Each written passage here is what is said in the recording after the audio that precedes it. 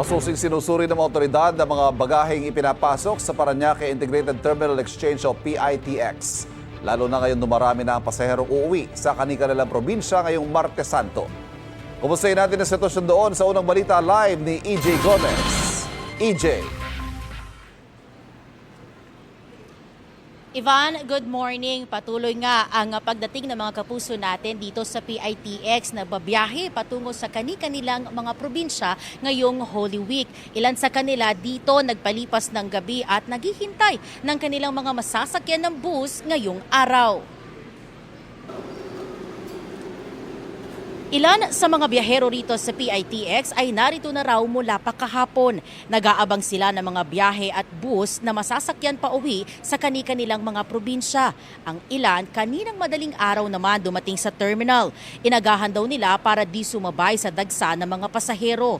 Target din daw ng ilan sa kanila na makakuha ng mga unang biyahe ngayong araw. Karamihan ng pasahero rito ay galing lang ng Metro Manila. Ang iba naman galing sa ibang bansa gaya ng Saudi Arabia. Sa tala ng PITX sa nakalipas na 8 araw kung saan unti-unti nang nagsiuwian ng mga magbabakasyon ngayong Holy Week, umabot na sa mahigit 1.4 million ang bilang ng mga pasahero. Mahigpit ang seguridad sa loob at labas ng terminal. Mag-aalas 5 kanina nang magsimulang dumami at magkaroon ng pila ng mga pasahero sa may entrance. Masusing chinicheck ang mga bagahe ng mga pumapasok. Ilan sa mga ipinagbabawal na items ang nakumpiska na ng security guards sa may entrance ng PITX, kabilang ang butane, gunting at itak.